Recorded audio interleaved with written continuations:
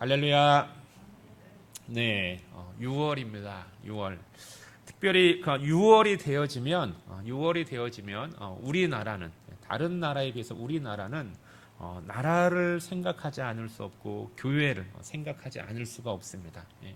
왜 그러냐면 우리는 역사적으로 그 일제 강점기를 통하여서 나라를 잃어버린 그 나라가 얼마나 소중하다라는 것을 우리가 직접 경험했고, 그리고 또한 6.25를 통하여서 정말로 그 전쟁의 참혹함이 무엇이다라는 것들을 우리가 바로 그대로 경험했기 때문에 우리는 이 나라가 얼마나 소중하고 그리고 또한 귀하다라는 것, 그리고 아직도 지금 분단의 그러한 아픔 가운데 있는데 정말로 이 나라가 하나 되어지는 것, 이 하나 되어지는 나라가 얼마나 소중하다라는 것을 우리가 당면하고 있는 그러한 현실이기 때문에 우리는 이 나라에 대한 사랑함과 그리고 그 가운데 정말로 그것을 위하여서 교회가 어떠한 역할을 감당했는지를 기억하는 것은 참으로 소중하고 그리고 우리에게 있어서는 꼭 지켜야 될 그러한 중요한 그러한 가치가 되어지는 겁니다. 특별히 그 올해의 상황들을 보면 그 정말로 나라가 얼마나 소중하다라는 것들을 다시 한번 느끼게 되어집니다. 우리가 작년에는 무슨 일이 있었습니까? 세계적으로 보면 아프가니스탄이 이렇게 그 나라를 포기했었을 때 그 비참한 모습을 볼 수 있었고, 그리고 또한 올해 2월에는 우크라이나를 통하여서 정말로 나라를 잃어버린다라는 것이 얼마나 비참하고, 그리고 그러기에 그 나라를 지키기 위해서 싸우는 그런 국민들의 그 처절한 모습이 얼마나 참으로 값지고 소중한가를 라는 것들을 다시 한번 느끼게 되어집니다. 우리는 아프가니스탄과 우크라이나를 보면서 그 이전에 있었던 그 이스라엘의 6.1 전쟁을 또 한번 떠올리게 되어지는 거예요. 그 중동 지역에서 전쟁이 일어났었을 때 그 나라의 국민들의 반응은 크게 두 가지로 나타났죠. 다른 중동 국가의 젊은이들은 어떻게 했습니까? 그 나라가 이제 위험하니까는 어떻게 하자고 했어요? 그 위험을 피해서 외국으로 다 빠져나오는 그러한 사람들이 많았어요. 반면에 그 이스라엘의 나라에서는 어땠습니까? 그 나라의 젊은이들은 외국에 있는 젊은이들이 자기 나라가 지금 위기에 처했기 때문에 우리나라를 가서 구해야 한다라고 하면서 오히려 이스라엘로 향하는 그러한 이 모습을 우리가 기억하고 있습니다. 우리가 최근에 그 아프가니스탄과 이 우크라이나를 보면 그 모습의 축소판이 그대로 다시 한번 재현되어지는 것 같다라는 그러한 마음을 받는 거예요. 그 탈레반 정권에 의해서 아프가니스탄이 함락되려고 할 때, 수도가 함락되려고 할 때 어떻습니까? 많은 사람들, 그 나라의 지도자부터 시작을 해서 많은 사람들이 그 나라를 탈출하기 위해서 얼마나 정말로 몸부림쳤는지를 모를 거예요. 여러분 기억하시겠죠? 그 카불 공항에 있는 그 비행기에 매달려서 떨어지는 그러한 비참한 광경들. 그런데 그것이 그 나라를 벗어나기 위해서 하는 그러한 모습이었다라는 거예요. 반면에 올해 일어난 그 우크라이나의 모습을 보면 어떻습니까? 나라의 지도자부터 해서 그 나라는 포기하지 않고 싸우려고 하는 그러한 모습들을 보는 거예요. 어제 잠깐 다큐멘터리의 한 부분을 봤는데 어떠한 그 우크라이나의 그 전쟁 100일을 기념해서 이 다큐멘터리가 제작이 되어졌는데 그 가운데 한 청년을 봤는데 그 청년이 무엇합니까? 자기는 군대에 가고 싶은데 가지 못하는 거예요. 왜냐하면 그 지원자가 너무 많아서, 대기자가 너무 많아서 자기는 지원하지 못했다라는 겁니다. 그러면서 그럼에도 불구하고 나라를 위해서 무슨 일인가 하고 싶어서 그래서 자원봉사로 하고 있다라는 거예요. 그래서 자기 차를 이용해서 무기를 전달해주는 그러한 자원봉사를 하면서 자기 나라를 지키겠다라고 하는 거예요. 국제사회가 이 사실을 바라볼 때 어떨까요? 누구를 더 도와주고 싶은 마음이 있을까요? 당연히 자기 나라를 스스로 지키고 노력하려고 하는 그러한 나라이겠죠. 그렇다면 이러한 대조되어지는 모습 속에서 우리나라의 모습은 어떨까? 과거 우리나라의 모습은, 그리고 지금 그러한 일들이 우리나라 가운데 나타난다라면, 나라를 위해서 헌신하겠다라고 이 대한민국으로 들어오는 사람들이 많을까요? 아니면은 위험하니까는 이 나라를 벗어나야 한다라고 이 나라를 탈출하려고 하는 사람들이 많을까요?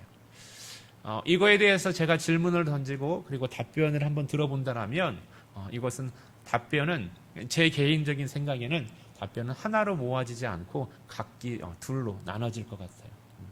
어떠한 사람은 나라를 위하여서 싸워야 한다라고 하면서 대한민국으로 가겠다라고 하는 사람이 있을 거고, 나라가 위험하니까 탈출해야 된다라고 피난하는 해야 된다라고 하는 사람도 있을 것 같아요. 왜냐하면 그것은 우리의 과거의 역사 속에서 나타난 그러한 모습을 보고 제가 스스로 느끼는 겁니다. 지금 우리나라의 현실을 보면 많은 사람들이 어떻다라고 해요? 어렵다라고 해요. 어렵다라고 하고, 그리고 이전에 지금 말고 바로 몇 년 전에 보면 젊은이들이 외치는 그러한 그 어려움 속에서 우리나라를 헬 조선이다라고 그렇게 하기도 하고, 그런 것들을 젊은이뿐만 아니라 그냥 보편적으로 그렇게 받아들이는 그러한 성향들이 있었어요. 우리의 마주한 현실들을 보면 어렵죠. 어렵고, 그리고 또한 생활에 있어서 자꾸 우리의 그 넉넉한 부분들을 자꾸 조여오는 그러한 것이 사실입니다. 그런데 우리가 정말로 우리가 기대했던 만큼 우리가 원하는 것에 있어서는 조금 멀어지고 우리의 생활이 조금 더 불편해지는 부분으로 가는 것들이 있지만은, 그러나 바라기는 우리가 극단적으로 가는 것은 피했으면 좋겠어요. 왜냐하면 지금 우리가 누리고 있는 이 모습, 우리가 살아가고 있는 이 모습은 그냥 이루어진 것이 아니에요. 여러분, 어떠한 사람들이 그냥 헬 조선이라고 이야기를 하는데, 정말로 진짜 지옥 같은 곳에서, 정말로 지옥 같은 그러한 고난 속에서도 나라를 사랑하고 나라를 지키겠다라고 헌신했던, 자기의 생명을 다해서 헌신했었던 그러한 분들이 있었기 때문에 이 나라가 다시 일어날 수 있었고, 그리고 이 나라가 다시 일어나면서 지금 세계 20대 경제대국이다, 아니면 10대 경제대국이다라고 그렇게 자부할 수 있는 그러한 나라로 된 거예요. 그러기에 우리의 삶 가운데서 조금 불편한 부분들이 있다 하더라도 정말로 우리가 상대적으로 누리고 있는 그러한 복된, 정말로 그 하나님의 은혜 가운데에서 누리고 있는 그러한 축복들을 모두 다 극단적으로 잃어버리고 그렇게 함부로 행동하거나 말하는 그러한 부분들에 있어서는 우리가 주의해야 되고, 그리고 정말로 나라를 더 사랑할 줄 알고 우리나라가 가지고 있는 참으로 많은 장점들이 있습니다. 그러니까 그 나라, 그러한 것들을 보면서 감사할 줄 아는 저와 여러분 되어지기를 예수 그리스도의 이름으로 축원드리겠습니다. 오늘 본문에 보면 에스더와 모르드게가 나옵니다. 에스더와 모르드게, 이 지금 상황들을 보면, 이때 상황들을 보면 지금 바사 제국을 이야기할 때예요. 바사 제국의 아하수에로 왕이 통치할 때예요. 그러면 이 바사 제국이 통치할 때 지금 이 바사 제국의 위치가 어디냐면, 여러분, 그러니까 페르시아라는 나라가 바사라고 했잖아요. 그 나라의 그 통치 영역을 보니까는 인도에서 구스까지라고 했어요. 인도에서 구스. 이 말은 아프리카에서 아시아까지라는 이야기입니다. 그리고 그 중앙에 지금 바사라는 나라가 있고, 그리고 그 나라의 그 왕궁, 겨울 왕궁이 수산성이라는 곳에 있는 거예요. 그만큼 이렇게 그 패권을 차지하고 있는 그러한 상황 가운데에서 지금 이스라엘은 어느 위치에 있을까? 이스라엘은 어느 위치에 있냐면, 기원전 586년에 그 바벨론에 의해서 멸망당해서 바벨론으로 끌려갔던 그 포로들, 그 유다인들이 다시 70년이 지나서 1차 귀환을 하고, 그리고 나서 1차 귀환을 끝나고 나서 그리고 2차 귀환을 하기 이전에, 그 전에 그러한 상태입니다. 그러면서 이 유대인들이 다시 고레스 왕의 그 조서에 의해서 자기들의 고향으로 돌아갈 기회를 얻었을 때 모든 유대인들이 다 이 예루살렘으로 돌아가는 것은 아니에요. 그 중에 많은 사람들은 그 자기네들이 그 70년, 100년을 지나면서 그 땅에 일구어왔던 그러한 터전 가운데서 버릴 수 없어서 그곳에서 계속 머물면서 살고 있었던 사람들이 있었어요. 그 사람들을 우리는 디아스포라라고 하잖아요. 디아스포라. 그러면서 오늘 나오는 이 모르드게의 이 가족도 디아스포라의 그러한 이 일원으로서 이곳에 살고 있었던 것을 보게 되어집니다. 그런데 이 바사 제국에 무슨 일이 벌어지냐면 이 아하스웨로 왕이 자기의 뜻을 거역한 이 왕후 와스디를 폐위시켜요. 폐위를 시키고 그리고 그 많은 그 자기의 제국 안에 있는 그 가운데서 가장 그 아름다운 여인들을 골라서 자기의 후궁을 삼고 그리고 후궁들 가운데서 가장 자기의 마음에 합한 사람 한 사람을 이 와스디 왕후를 대신해서 왕후로 삼았는데 그 왕후가 바로 이제 에스더가 되어지는 겁니다. 그런데 중요한 것은 이 에스더가 왕후로 이 뽑혔을 때 바로 이 에스더는 자기가 어느 민족인지 자기가 유대인이라는 사실을 밝히지 않았어요. 그런 가운데서 그 대제국 바사 제국의 왕으로 있는 것입니다. 그런데 이렇게 왕으로 있는 가운데 이때 아하스웨로 왕이 자기 2인자로 누구를 선택했냐면 하만이라는 사람을 선택을 했어요. 하만. 그리고 하만이라는 사람을 선택을 하고 그리고 무슨 명령을 했냐면 이 모든 신하들은 이 하만 앞에 무엇을 하라고요? 꿇어서 절하라. 이 하만이 들어올 때는 무조건 꿇어서 이 사람에게 절하면서 존경을 표시하라고 그렇게 명령을 한 거예요. 그런데 이때 모르드게는 이 성문을 지키는 가운데서 그 가운데서 항상 누구의 출입을 지켜봤어야 하냐면 이 하만의 출입을 지켜봐야 하는 그러한 사람이었다라는 거예요. 그런데 그렇다면 이 모르드게도 어떻게 해야 할까요? 모르드게도 다른 모든 신하들이 하는 것처럼 하만이 지나갈 때에는 무릎을 꿇고 그에게 존경함을 표시를 했어야만 하는 거예요. 그런데 이 모르드게는 하지 않아요. 왜 그럴까요? 궁금하죠? 왜 다른 사람들은 다 하고 있는데 이 한 사람만 안 하니까는 그 옆에 있던 이 모르드게의 동료들도 궁금한 거예요. 그래서 이것을 구해 바치는 거죠. 다 왕의 명령을 따라서 하만이 지나갈 때 무릎을 꿇고 고개를 숙이고 있는데 이 한 사람만 고개를 숙이지 않습니다. 라고 하니까는 알고 보니까는 무엇 때문이라고요?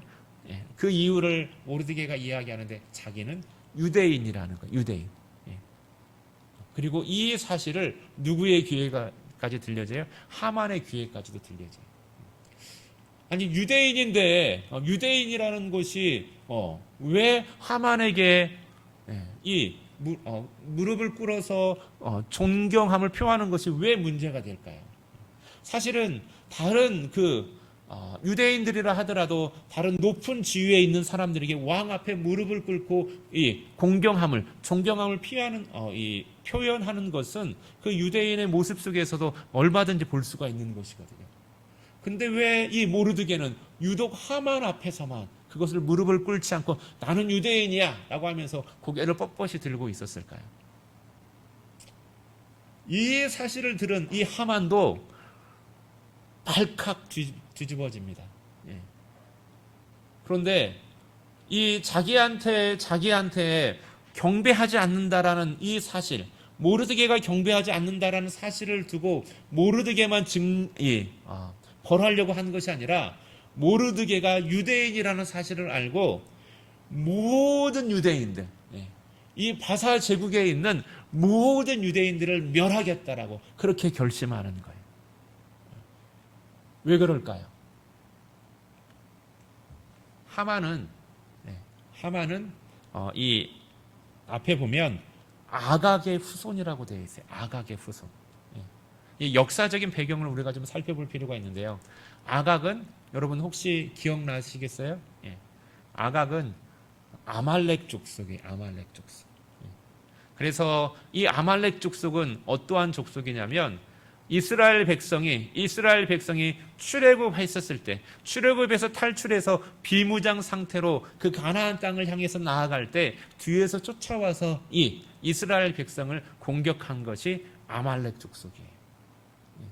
그래서 하나님께서 이 아말렉 족속을 내가 멸해버리겠다라고 선포하신 게 이 족속이고, 그리고 나중에 이 명령을 누구에게 명했냐면 사울 왕에게 명했어요. 사울 왕에게. 사무엘상 15장에 보면 그래서 하나님께서 사울 왕을 통하여서 이 아말렉의 왕 아각을 완전히 다 진멸하라고 그렇게 명령한 거예요. 그런데 이 명령을 누가 순종하지 않았어요? 예, 사울 왕이 순종하지 않았던 거예요. 예, 예.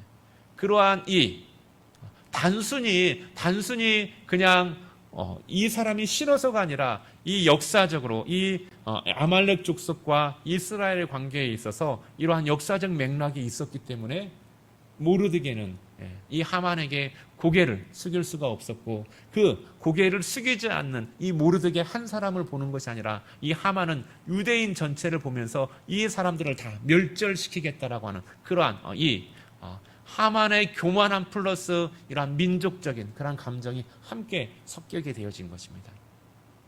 그리고 이 사실을 알게 된 모르드게는 어떻게 돼요? 자기 한 사람으로 인하여서 이 모든 바사 제국에 있는 모든 유대인들, 노인이나 남녀나 어린 아이의 구분 상관하지 않고 모든 것들의 목숨을 빼앗기고 그리고 재산을 다 몰락당하게 됐다는 이 사실에 어떻게 합니까? 자기 옷을 찢고 베옷을 입고 죄를 뒤집어 쓰고 그리고 통곡하면서 앞에서 우는 거예요. 이 사실이 누구에게도요? 자기가 입양해서 키웠던 사촌 그 에스더에게도 이 소식이 전달이 되었죠. 그래서 에스더가 이 사실을 알고 새 옷을 주어서 갈아입히려고 해도 모르드게가 거부하고, 그리고 나서 결국 왜 이렇게 되어지는지 그 사실이 이 에스더에게도 전달이 되어지는 거예요. 그러면서 너는 이 일을 통하여서 이 나라를 구원하라고 그렇게 했는데 첫 번째 에스더가 보낸 답변은 뭐였습니까? 왕이 나를 부른 지, 내가 왕을 본 지도 30일이 지났습니다. 내가 왕의 명령 없이 그냥 내가 나가다가 내 목숨이 위태롭습니다. 왜 그럴까요? 특별히 에스더에 있어서는 더 할 거예요. 왜냐하면 이전 왕후 와스디가 왜 폐위됐어요? 왕의 명령했음에도 불구하고, 왕이 오라고 했음에도 불구하고 가기를 거절하면서 왕의 명령을 거역했기 때문에 폐위됐거든요. 근데 그러한 상황에서 왕이 오라고 하지도 않았는데도 자기가 마음대로 나아간다? 만약에 왕이 자기의 호를 내밀지 않으면 에스더는 바로 그 순간 죽음을 맞이하는 거예요.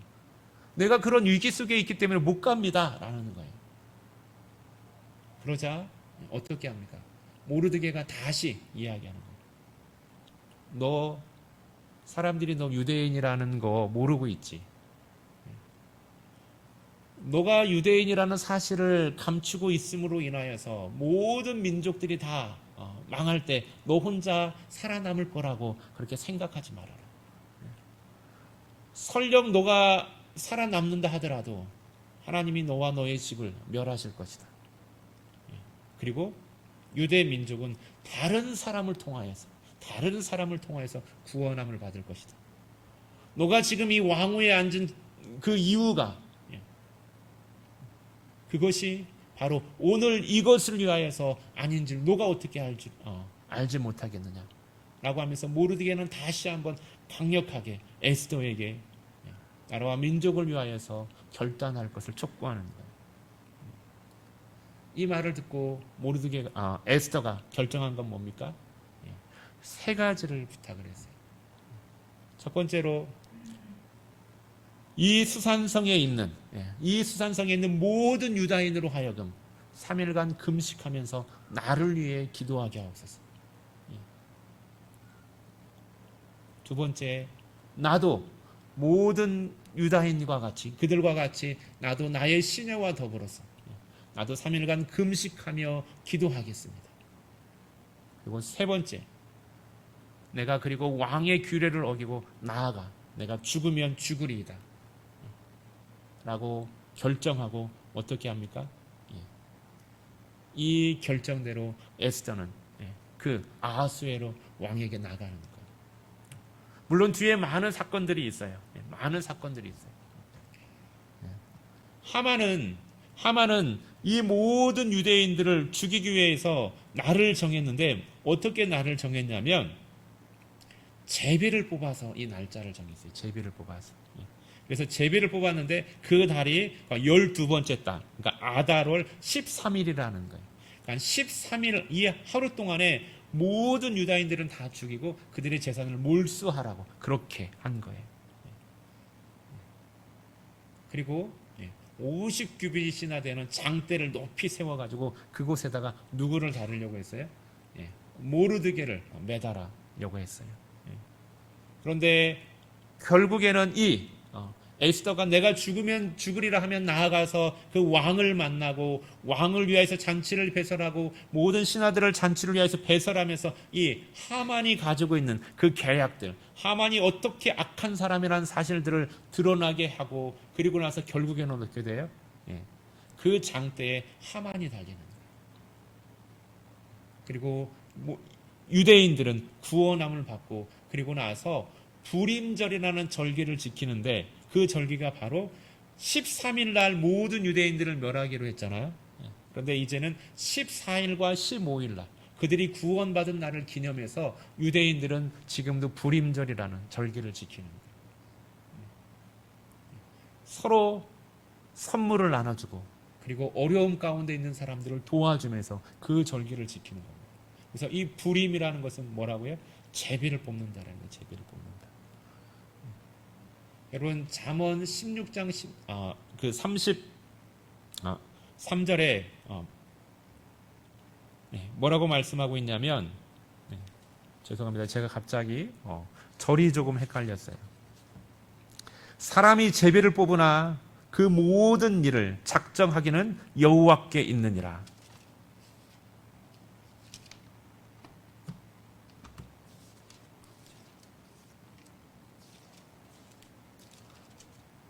네, 33절입니다. 제가 이 노트가 16절로 되어 있어서 오타 있네요.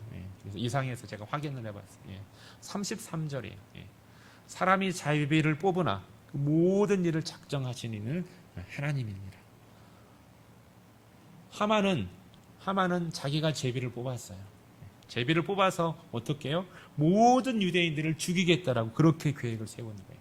그런데 하나님께서는 그것을 통하여서 어떻게 해요? 하나님의 백성들을 구원하는 그 모든 것들을 이루시는 이는 여호와께 있다라는 것입니다. 믿음의 사람들의 모습이에요. 믿음의 사람들. 다른 모든 것들은 많은 사람들이 다 그 앞에 무릎 꿇고 있을 때 모르드게 한 사람 떳떳이 하나님의 신앙 앞에서 자기는 무릎을 꿇을 수 없다라고 했고 그것으로 인해서 많은 어려움들이 모든 민족을 향하여서 닥칠 것 같은 그러한 상황 속에서 에스더 한 사람이 또한 하나님 앞에 그 신앙 안에서 민족을 위하여서 헌신하려고 했었을 때 하나님께서 그 사람을 통하여서 구원하여 주시고 역사하시는 하나님의 구원의 손길을 보는 겁니다. 여러분 우리나라도 마찬가지예요. 여러분 혹시 산정현 교회라고 들어봤습니까? 산정현 교회? 평양의 주기철 목사님께서 목회했던 교회가 바로 산정현 교회예요.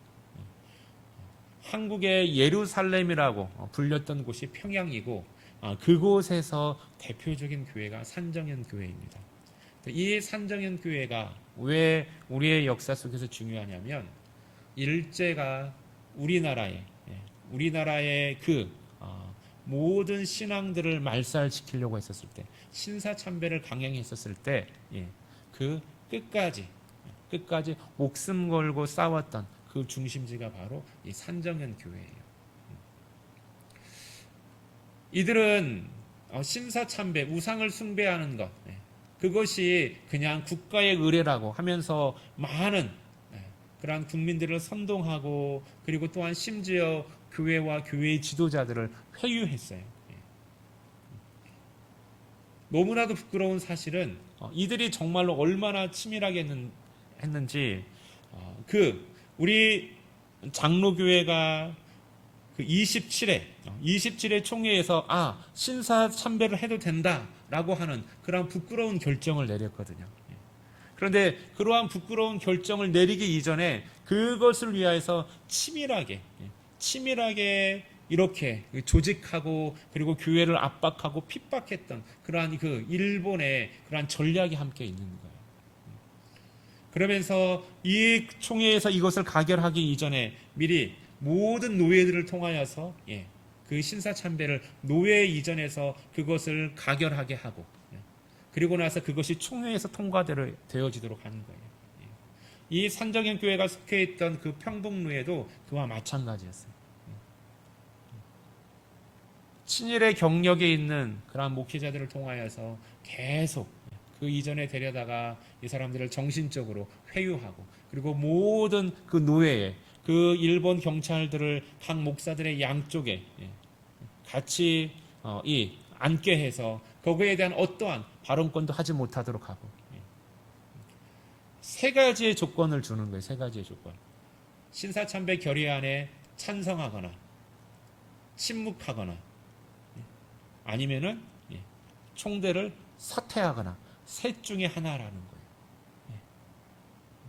그러면서 결국에는 이 27회 총회에서 가결하게 되어지는데, 그런데 일본은 27회 총회에서 가결한 후에도 염려하는 것이 하나가 있었는데, 그게 바로 뭐냐면, 이들은 국민정신 총동원 조선예수교 장로회 연맹이라는 것들을 만들어 가지고 그 일제의 선동에 교회가 앞장서 주기를 원했던 거예요.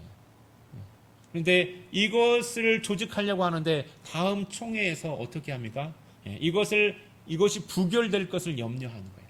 그러기에 신사참배 운동에 반대했던 주기철 목사님이 가장 무엇이든 큰 걸림돌이 되어지는 거예요.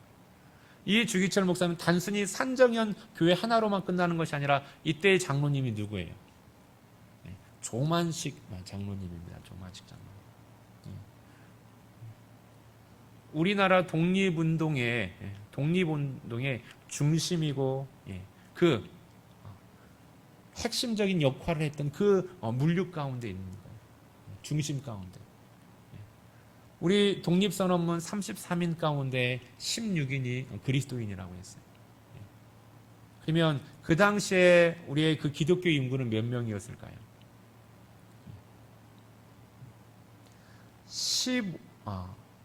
20만에서 25만을 봅니다. 그러면 전체 인구에 있어서 우리 전체 인구에서 1%도 정도밖에 되지 않는 거예요. 그런데 민족의 독립을 위해서 헌신했던 그 가운데는 50% 이상의 그런 기독교인들이 함께하고 있었다라는 거예요. 그러면서 이렇게 교회가 중요한 그러한 역할들을 감당하고, 그러한 가운데에서 그 당시에 그 평양에서 차지하고 있는 위치는 전 교회에 이 파급을 영향력을 미치는 거예요. 그런 가운데서 가장 중심에 있는 분이 또한 주기철 목사님이기에, 이 사람들은 28회 총회가 있기 이전에 이 주기철 목사님을 구속을 시키는 거예요. 구속을 시켜서 신사참배에 대해서 다시금 회유하는 겁니다. 회유할 때 그 속해 있는 노회장 목사님을 통하여서 회유하고, 그 회유로도 끝나지 않으니까는 결국에는 어떻게 해요? 어쩔 수 없다면서 이제 물리적인 고통을 가하는 거예요. 근데 그때 함께 했던 분들의 증언에 의하면 몸을 거꾸로 매달아 놓고 망치로 발바닥을 때렸다는 거예요. 밤새도록. 그러면서 그게 거기에서부터 계속해서 순교하실 때까지 옥고를 치르시는 거예요. 그런데 그러한 그 고통, 그러한 고통을 겪으면서도 포기하지 않은 것이 신사참배는 죄악이라는 거예요. 우상숭배이고 교회가 절대 해서는 안 되는, 하나님이 기뻐하지 아니하는 그러한 일이라는 것입니다. 그러면서 그 고통을 견디면서 그때 말씀했던 것이 뭐냐면 우리의 지금의 찬양에도 있는데 그게 바로 영문 밖의 길이라는 찬양이에요. 여러분 혹시 기억하시는 분 있는지 모르겠어요. 저는 어렸을 때부터 불렀던 찬양 가운데 하나가 이 찬양이에요. 제가 그 가사를 한번 여러분에게 한번 읽어드리도록 할게요. 서쪽 하늘 붉은 노을 영문 밖에 비치노나 연약하온 두 어깨에 십자가를 걸머지고 머리에는 가시관 몸에는 붉은 옷 힘없이 걸어가신 영문 밖의 길이라네. 한 발자국 두 발자국 걸어가는 자국마다 뜨거운 눈물 붉은 피 가득하게 고였구나. 간악한 유대 병정 포악한 로마 병정 걸음마다 자국마다 갖은 고nak 지셨구나. 눈물 없이 못 가는 길, 피 없이 못 가는 길, 영문 밖의 좁은 길이 골고다의 길이라네. 영생 복락 얻으려면 이 길만은 걸어야 해. 배고파도 올라가고 죽더라도 올라가세. 아픈 다리 싸매주고 저는 다리 고쳐주사 7.8기 할지라도 제 십자가 바로 지고 보지 못한 눈을 열어 영생길을 열어주니 골고다의 높은 곡에 나도 가게 하옵소서. 십자가의 곡의 길이 제 아무리 어려워도 주님 가신 길이 오니 내가 어찌 못 가오리. 주님 제자 베드로는 거꾸로도 갔사오니 고생이랴 못 가오며 죽음이랴 못 가오리. 이게 정말로 그 일본 형사들의 그 잔인한 고문 속에서 정신이 혼미한 가운데에서 했던 고백이에요. 주님 제자 베드로는 십자가를 거꾸로도 감당했는데 내가 이 길을 왜 못 가오랴 하면서 그 고백했던 그 고백이 바로 이 찬양인 것입니다. 여러분 산정현 평양에 있는 산정현 교회는 이때 이것으로 인하여서 끝까지 굽히지 않음으로 인하여서 주기철 목사님은 면직됐어요. 면직이 뭔 줄 아시죠? 목사직에서 파멸이 되어지고 산정현 교회는 폐쇄되었습니다. 주기철 목사님이 면직된 이유가 뭔지 아세요? 그 면직 그 노예에서 평양 노예에서 이제 그 12월에 면직을 시켰는데 그 사유가 이거입니다. 총회의 신사참배의 결의, 그 총회의 신사참배의 결의를 무시하고 그리고 이것에 대한 총회장의 경고를 무시했다라는 거예요. 목사가 면직이 되어지는데 다른 것이 아니라 신사참배하지 않았다. 신사참배하라고 권하는 그러한 총회장의 그러한 이 권유를 무시했다라는 이유로 이 목사님은 면직되어지고 그리고 산정현 교회는 바로 그 다음에 폐쇄되어지는 겁니다. 사라진 거예요. 그런데요, 놀라운 것은 여러분 우리 주변에 산정현 교회가 너무도 많아요. 여러분 검색해 보세요. 그러면 산정현 교회라고 있는 교회들이 우리 주변 가운데 있고 또 우리나라뿐만 아니라 외국에도 산정현 교회가 있어요. 저는 이 마음을 보면서 두 가지를 느낍니다. 첫 번째는 이 산정현 교회가 어떠한 교회인데 이 이름을 이렇게 쉽게 쓰는가 라는 그러한 것과 두 번째는 이 이름의 가치를 바로 기억하고 그 가치를 바로 알고 이 정말로 산정현 교회가 지켰던 산정현 교회 주기철 목사님과 그 성도들이 지켰던 그 신앙, 이게 일사각오의 신앙이라고 합니다. 죽으면 죽으리라 하는 이 일사각오의 신앙을 지키는 그러한 교회가 되어지기를 좋겠다라는 그러한 마음이 있는 거예요. 여러분,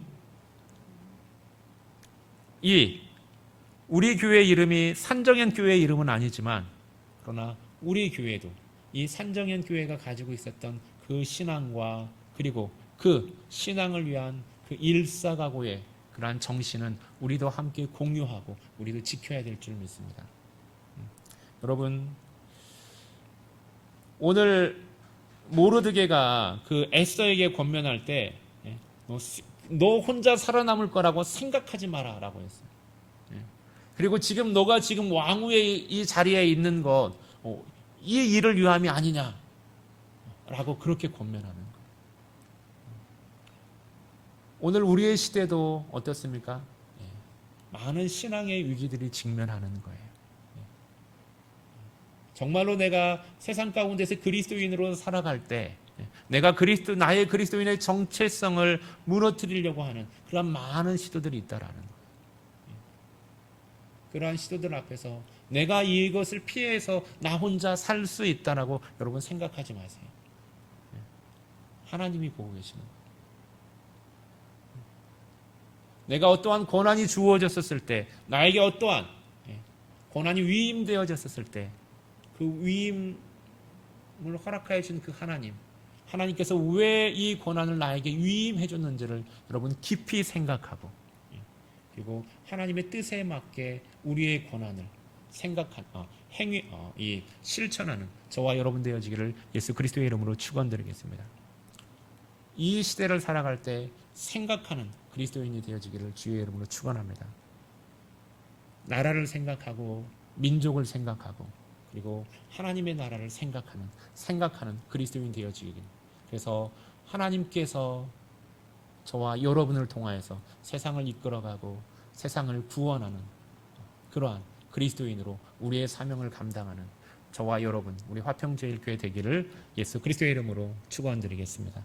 기도드리겠습니다. 할렐루야. 사랑의 하나님 감사합니다. 하나님, 참으로 이 민족의 모습, 이 민족의 교회들의 모습, 하나님 지금 우리의 모습이 있기까지 참으로 많은 이들의 핏방울과 눈물 어린 기도와 그들의 생명이 하나님 밑거름 되어져 있음을 우리가 생각하게 하여 주시옵시고 기억하게 하여 주시옵시고 하나님 그 기억과 생각함 속에서 오늘 우리가 마주하는 우리의 삶의 하나님 그 현실 속에서 하나님 우리의 영적 싸움 속에서 생각하게 하여 주시고 하나님 하나님께서 우리에게 허락하여 주신 그 삶의 모든 영역 속에서 우리의 권한들을 우리의 그 모든 결정권들을 하나님 보시기에 합당하게 사용하며 하나님 그 일들을 통하여서 하나님의 나라를 세우고 민족을 세우며 하나님의 영광을 세우는 귀한 교회가 되게 하여 주시옵시고 사랑하는 성도들 되게 하여 주시옵소서. 하나님,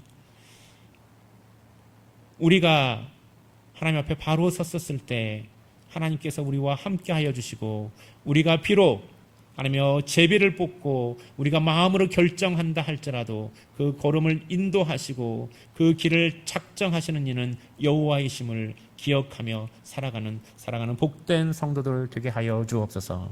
감사하며 우리 주 예수 그리스도의 이름으로 기도드립니다. 아멘.